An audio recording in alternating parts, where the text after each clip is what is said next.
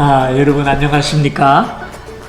책별 성경 연구에 들어오셔서 함께 공부하게 돼서 대단히 반갑습니다. 또한 여러분을 환영합니다.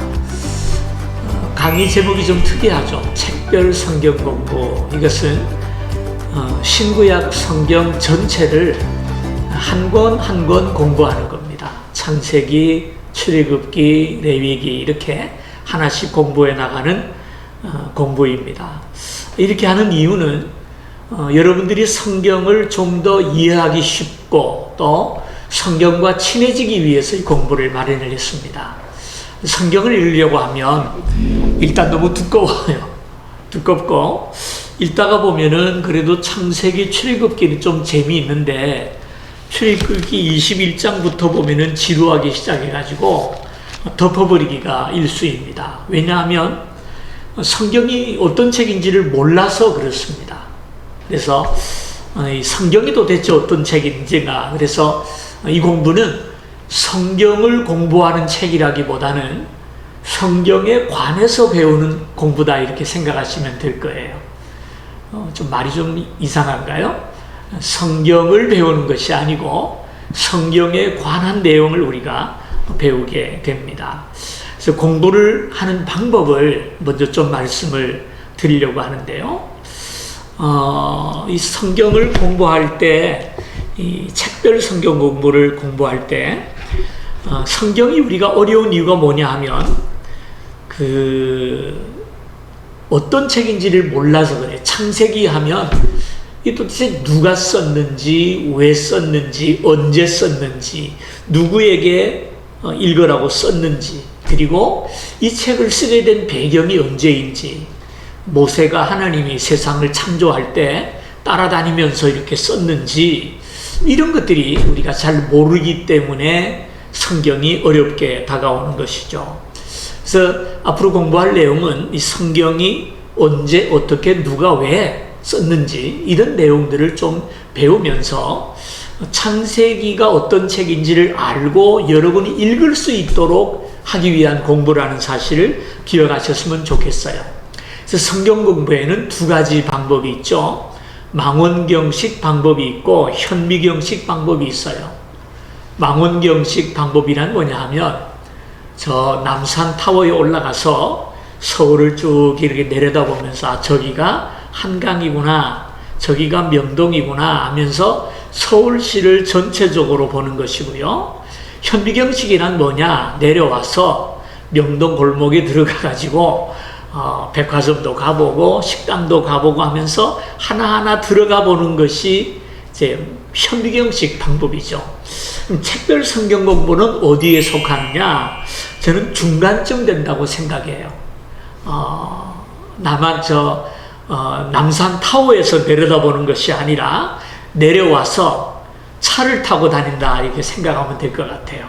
차를 타고 서울시 막 돌아다니면서 여기가 시청입니다, 여기가 덕수궁입니다, 여기가 청와대입니다 이렇게 소개하는 정도. 그렇다고 해서 그 안에 들어갈 시간이 없어요.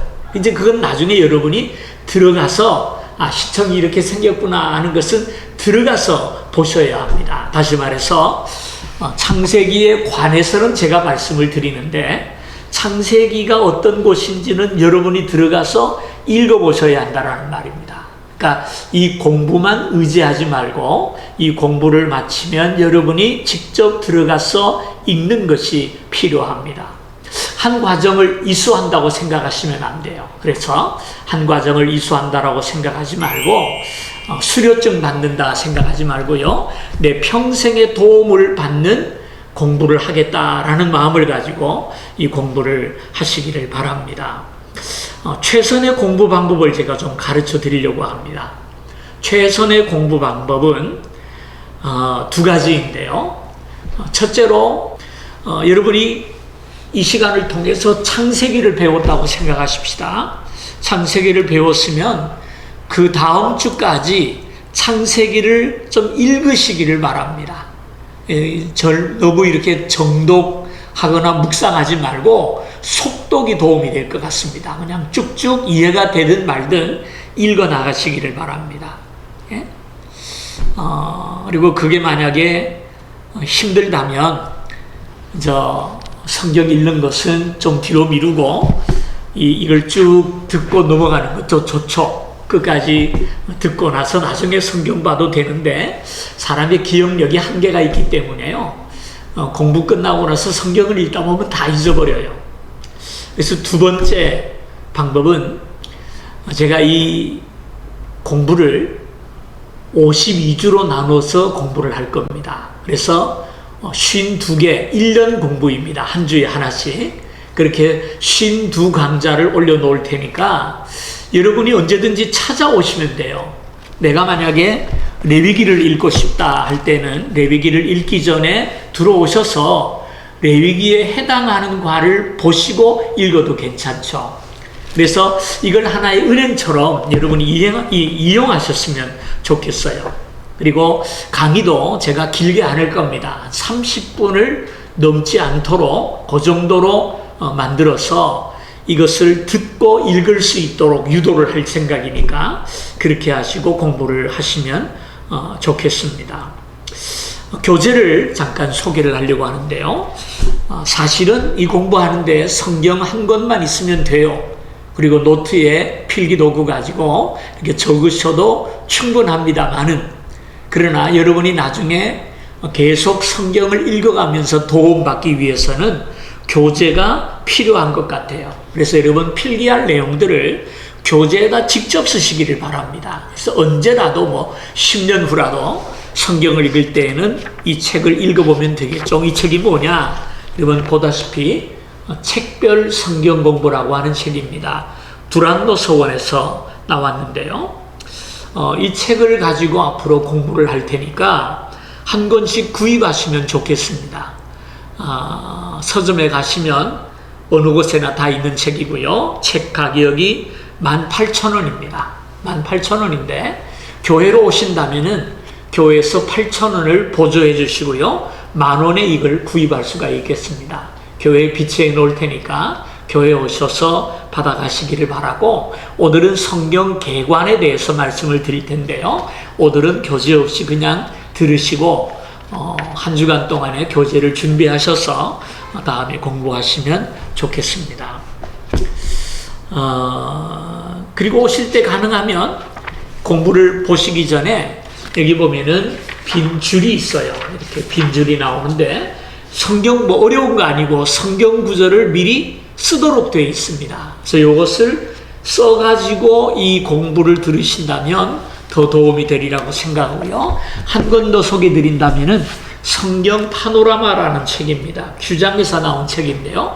그것도 서점에 다 있습니다. 여기는 사이드북입니다. 여러분이 참고로 보시면 좋은데, 이 책을 가지고 공부하려고 했더니 너무 복잡해요. 그리고 나중에 찾아보기가 쉽지를 않습니다. 그러나 여러분이 좀 더 자세하게 공부하기를 원한다면 이 책을 사이드북으로 보신다면 많이 도움이 되리라고 생각합니다. 자, 오늘 공부할 내용은 제일 먼저 성경은 어떤 책인가 라는 말씀입니다.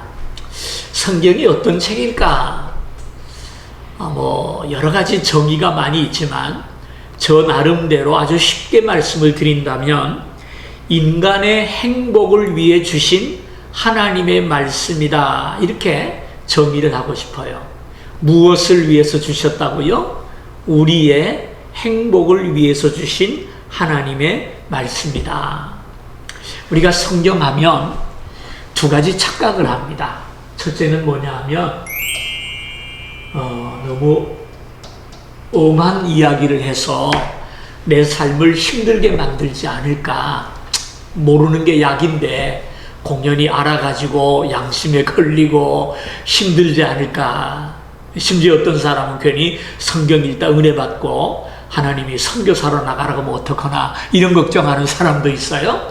근데 여러분 잘 들으세요. 성경은 우리의 행복을 위해서 주신 책이라는 거예요.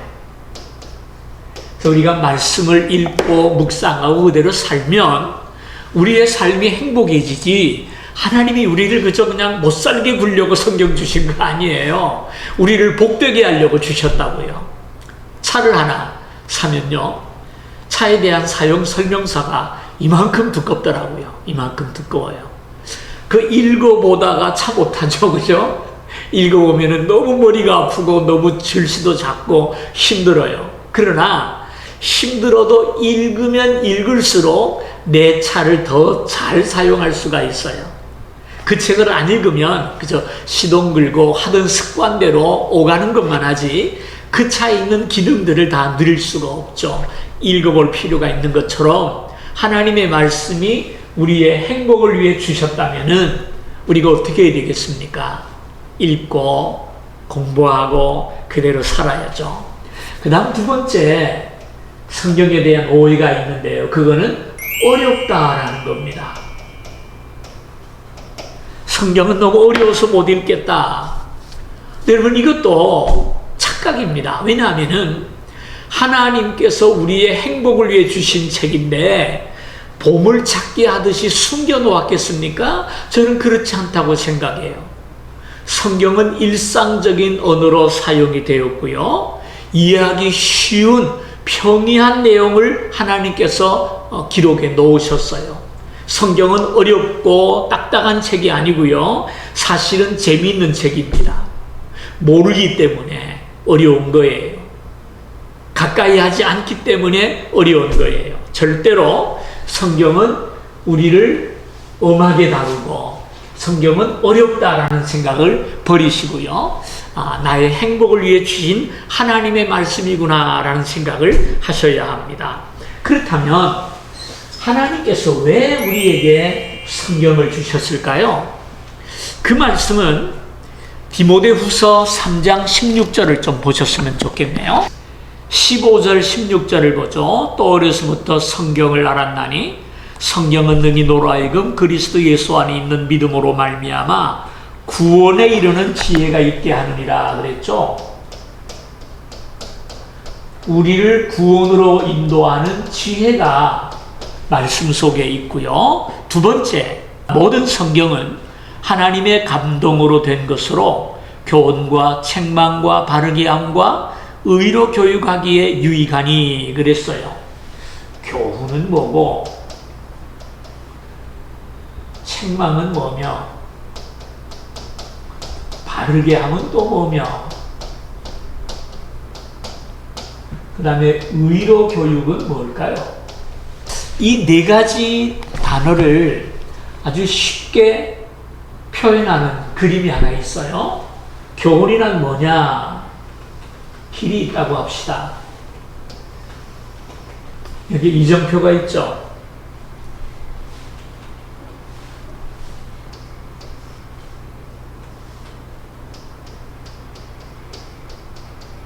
이게 교훈입니다. 이게 교훈이에요. 이리로 가면은 대전으로 갑니다 라고 길을 보여주는 것이 교훈입니다. 책망이란 뭐냐? 대전으로 가야 되는데 그만이야 샛길로 빠졌어요. 가야 할 길은 안 가고 한눈 팔다가 또 여기 보니까 뭐 맛집이 하나 있어가지고 딴 길로 들어섰어요. 딴 길로. 그럴 때 주시는 것이 책망이죠. 그리 가면 안 돼. 예레미야서에 보면은 내 뒤에서 소리가 들려 이르기를 이것이 정론이 이리로 행하라 하리라. 예레미야가 우리에게 말씀하신 것인데요. 말씀을 읽을 때 그 말씀이 우리를 책망한다는 겁니다. 히브리서 보면은 우리의 관절과 골수를 찔러 쪼개게 하지 않다. 우리를 책망한다는 거예요. 근데 책망으로 끝나는 것이 아니라 다시 돌아오게 만드는 것이 하나님의 말씀이에요. 그것이 바로 바르게 함입니다. 바르게 함.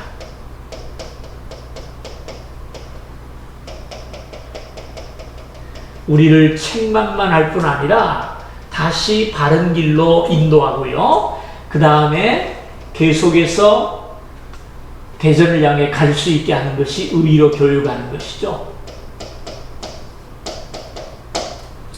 책망은 여기고요. 바르게 함은 여기겠죠. 그렇죠? 의로 교육은 여기겠고요. 예.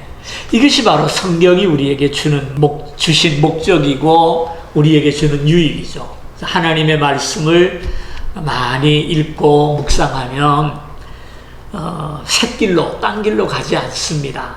그래서 언제나 바른 길을 가게 돼요. 저는 어릴 때부터 집에서 가정 예배를 매일 드리면서 정말 지겹지만 매일 성경을 읽게 됐어요. 그리고 고등학교에서는 부흥회 가서 은혜를 받고 1년에 한 번씩 성경을 계속 지금까지 읽어 나오고 있어요. 1년에 한 번. 참 귀해요. 그러다 보니까 제 청소년 시절이 빗나가지를 않았던 것 같아요. 너무 감사한데요. 그 다음 세 번째 성경의 개관인데요. 성경의 개관 4번의 교재 4번인데요. 성경 개관입니다. 1번 성경은 인간을 향한 하나님의 뜻을 기록한 계시다. 두 번째 성경의 중심 주제는 예수 그리스도다 그랬어요. 예, 성경의 주제가 뭐냐? 예수님입니다. 예수에 대한 구약은 예수님에 대한 예언이고요. 신약은 예수님이 오심으로 성취된 것을 우리에게 가르치죠. 누구요? 예수 그리스도십니다. 세 번째, 성경은 66권으로 구성되었으며 40명의 저자가 1600년에 걸쳐서 기록했다. 성경은 하나님이 우리에게 불러주신 게 아니고요. 성경은 모두 66권인데 40명의 저자가 1600년에 걸쳐서 기록을 했습니다. 네 번째로 성경 대부분은 히브리어로 되어 있는데 특별히 구약은 히브리어, 구약은 히브리어고요. 신약은 헬라어, 지금으로 하면 그리스어죠, 그죠? 히브리어는 이스라엘 언어고요. 되어 있고 부분적으로 아람어로 된 성경이 조금 있어요. 다니엘서라든지 에스라서, 그 다음에 예레미야, 그 다음에 예수님께서도 아람어를 몇 구절 쓰셨기 때문에 성경에 아람어가 신약에도 있습니다. 신약은 헬라어로 되어 있음에도 불구하고 아람어가 등장합니다. 예를 들어서 달리다굼, 죽은 소녀를 향해 예수님께서 달리다굼 하셨거든요. 그러고 나서 가로 열고 해석하면 소녀야 일어나라 라는 뜻이다라고 성경에 써 있어요. 이 달리다굼이 뭐냐면은 아람어이기 때문에 헬라어로 쓰면서 번역을 해 놓은 거예요. 그 외에도 무슨 에바다, 열려라 라는 그 벙어리에 입을 열어주시면서 하신 말씀도 아람어. 그 말은 무슨 말이냐면 예수님이 사실 때 유대인들이 주로 사용했던 언어가 아람어라는 사실이에요. 나중에 제자들이 성경을 기록할 때 히브리어로 쓴 것뿐입니다. 자, 그런데 구약, 신약 부르죠. 이 약이 무슨 말일까요? 영어 성경을 보면은 Old Testament, New Testament 그래요.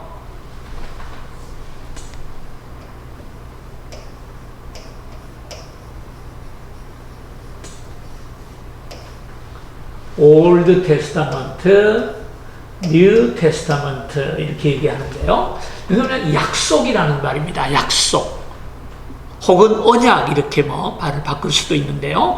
약속, 언약 이렇게 부릅니다. 그러니까 오래된 약속이고 새로운 약속. 이것이 바로 구약과 신약입니다. 누구의 약속입니까? 하나님의 약속이죠. 하나님의 약속. 무슨 약속일까요?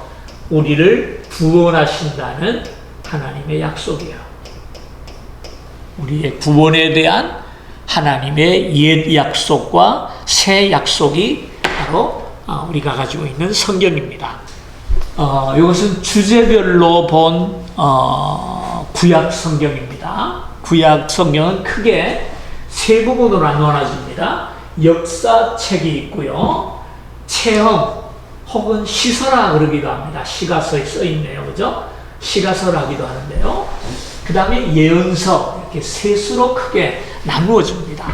성경을 읽을 때 이게 무슨 책인지를 알고 보는 게 좋죠. 그래서 역사서가 모두 17권인데요. 17권인데 모세오경이 5권, 창세기, 출애굽기, 레위기, 민수기, 신명기, 그 다음에 여러 사람들이 쓴 역사적인 내용이 12권입니다. 5권, 12권, 그래서 17권이에요. 이 가운데 위에 나오는 9권의 역대하까지는 바벨론 포로 이전에 기록된 것이고요. 에스라, 느헤미야, 에스더는 바벨론 포로 시절 혹은 그 이후에 기록된 책들입니다. 그 시대의 역사를 우리에게 보여주고 있고요. 거의 연대순으로 이 성경이 기록이 되어 있습니다. 그 다음에 이어 나오는 욥기, 시편, 잠언, 전도아가 5권을 우리가 시가서라고 얘기를 합니다. 시가서 혹은 시서. 이것은 개인의 체험, 어떻게 보면은 신앙의 간증, 기도문, 찬송시 이런 것들로 이루어져 있는데요. 교훈도 여기 들어가죠. 잠언 같은 경우는 교훈에 대한 내용들이 많이 있는데요. 이것은 시적인 문학 형태를 가지고 기록이 되어 있습니다. 욥기는 창세기 시대에 있었던 일을 이야기하고요. 시편, 잠언, 전도하는 이 모든 것이 다 포함되어 있습니다. 그 다음에 예언서가 나오는데요. 대선지서 또는 소서신서 이렇게 둘로 나누는데요. 대선지서는 이사야, 예레미야애가, 에스겔, 다니엘 5권을 얘기합니다. 그러나 대개 예레미야애가는 예레미야와 같기 때문에 합해서 4권이라고 이야기를 합니다. 그 다음에 소선지서는 호세아, 요엘부터 시작해서 말라기까지 12개죠. 여기도 12권인데요. 12권 가운데 위에 9권은 이것은 바벨론 포로 이전에 기록된 것이고요. 학개, 스가랴, 말라기는 바벨론 포로 이후에 기록된 책입니다. 그 다음에 이 내용을 똑같은 내용인데요. 시대별로 한번 만들어 봤습니다. 이것은 시대별로 기록된 것입니다. 그래서 잠깐 말씀을 하긴 했습니다만은요. 역사서, 체험서, 예언서인데요. 창세기부터 느헤미야서까지는 거의 연대순으로 되어 있어요. 그리고 에스더는 이 시대에 기록된 책이고요. 사무엘하와 역대상이 시대적으로 같은 시대고요. 열왕기상, 열왕기하가 역대하와 같은 시대에 기록되어 있었습니다. 룻기는 사사시대에 기록이 됐고요. 레위기, 민수기, 신명기, 이유는 같이 이제 기록이 되어 있습니다. 아까 말씀드린 대로 욥기는 창세기 시대에 살았던 사람의 이야기고요. 시편은 사무엘하, 아가, 잠언, 전도는 왕상에 나오는 솔로몬 시대에 기록된 책들이고요. 그 다음에 열왕기하 시절에 선지자들이 활동이 많았어요. 왜? 이들이 하나님을 떠나는 삶을 살았기 때문입니다. 그래서 그들을 책망하고 돌이키게 하시려고 많은 선지자들을 보내주셨죠. 그리고 바빌론 포로 시대에 기록된 책이 예레미야, 애가, 유다 나라의 멸망을 슬퍼하면서 쓴 책이 애가고요. 에스겔 선지자는 유대에서 선지 활동을 하다가 포로로 끌려가서 바벨론에서 선지자 활동을 했어요. 다니엘은 역시 포로지에서 선지자로서 하나님의 말씀을 받아 우리에게 많은 글들을 전해줍니다. 그 다음에 포로 이후에 학개, 스가랴가 있었고요. 제일 구약의 마지막 성경을 쓴 책이 말라기 선지자입니다. 말라기 선지자. 그 다음 신약을 볼까요? 주제별로 본 신약 성경인데요. 신약 성경도 크게 3부분으로 나눠집니다. 역사서와 체험을 기록한 서신서와 예언에 대한 책으로 나누어집니다. 구약과 거의 흡사하죠. 역사적인 기록을 한 책은 마태, 마가, 누가, 요한복음입니다. 이것은 예수님의 행적을 기록한 책이고요. 그 다음에 사도행전은 사도들의 행적을 기록한 책이 사도행전입니다. 교회 역사라 이렇게 부를 수 있겠습니다. 그래서 여기서 마태, 마가, 누가복음을 요한 그 공동 서신, 공동 공관 복음이라고 부릅니다. 왜냐하면은 공통된 관점을 가지고 있기 때문이에요. 요한복음은 제4복음, 네 번째 복음이라 이렇게 따로 부르기도 합니다. 그 다음에 두 번째는 개인적이고 현재적인 서신서들이죠. 서신서인데요. 여기 서신서에는 바울 서신이 있고요. 일반 서신이 있어요.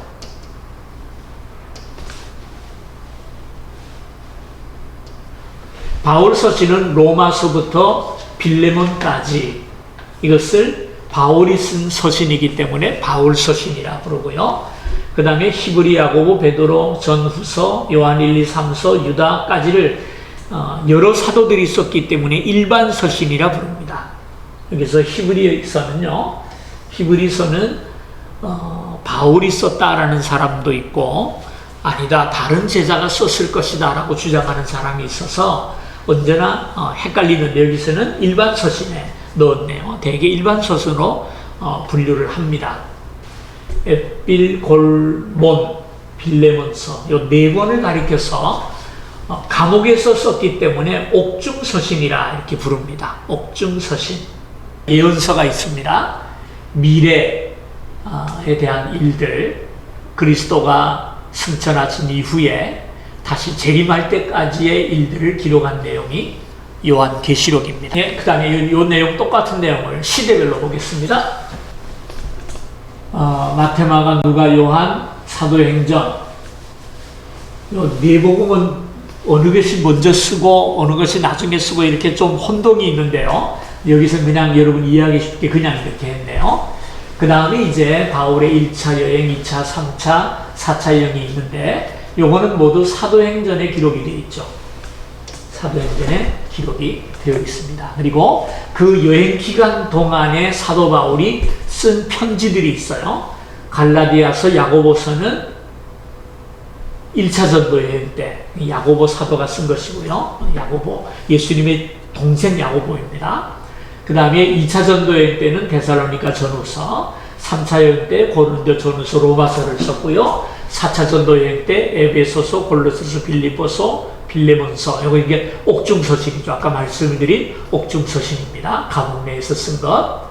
그 다음에 5차 전도에 5차가 뭘까? 4차는 들어봤는데 5차는 잘 못 들어보셨죠? 요 사이에 사도 바울이 석방이 된 적이 있어요. 왜 석방이 됐냐 하면 그 당시 로마법에 고발자가 있을 때 그 사람을 가둬두는데 그 고발자가 1년 6개월인가요? 나타나지 않으면 석방을 합니다. 일단. 그래서 사도 바울을 고발했던 바리새인과 서기관들이 로마로 오지를 않았기 때문에 잠깐 석방이 된 적이 있는데요. 그 석방이 된 이후에 이제 다시 갇힙니다. 그래서 석방된 기간에 바울이 전도여행을 갔을 것이다. 성경에 기록되지를 않았어요. 사도행전에 남아있지 않은데 사도 바울이 늘 가고 싶어 했던 스페인이라든지 이런 곳으로 가지 않았을까 이렇게 생각을 합니다. 그때 기록한 글이 디모데전서, 디모데후서, 디도서고요. 그 다음에 이것들은 일반 서신이죠. 일반 서신. 후기 사도의 시대라 이렇게 했고요. 계시록이 제일 마지막에 기록이 됐습니다. 이때가 약 AD 100년 정도입니다. 성경에는 장이 있고 절이 있죠. 1189개의 장이 있고요. 절수는 31,170석장입니다. 31,173절이 있어요. 가장 긴 성경은 시편 119편이고요. 가장 짧은 장은 역시 시편. 구약 성경에서 가장 긴 책은 시편입니다. 시편은 모두 150편까지 있죠.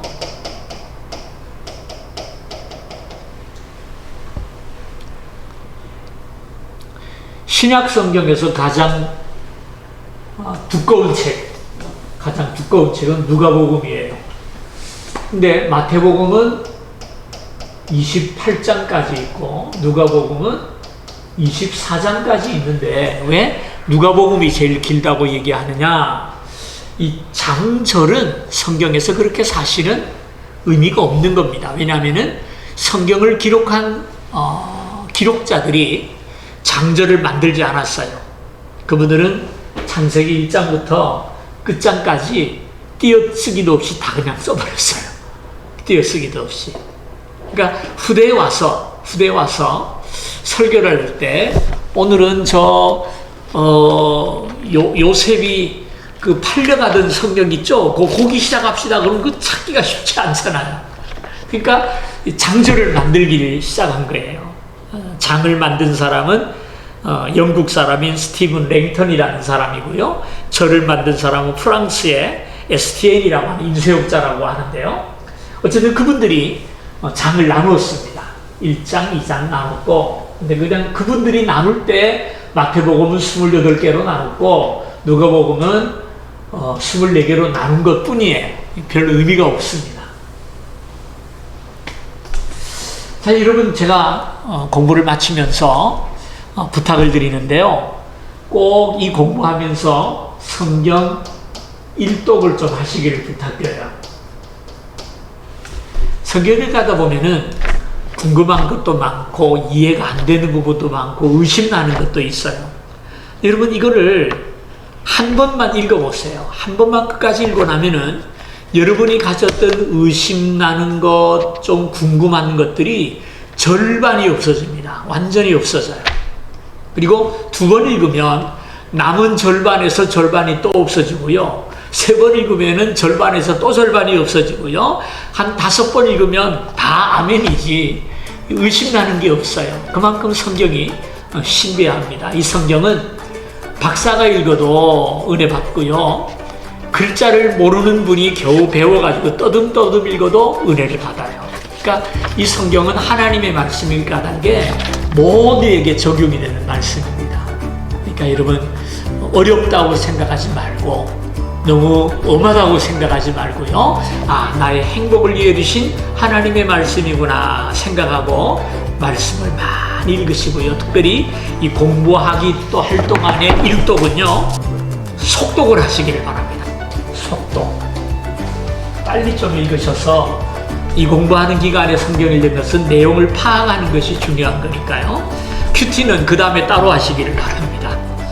네, 오늘 여기까지 공부하겠습니다. 다음 시간에 뵙겠습니다. 안녕히 계십시오.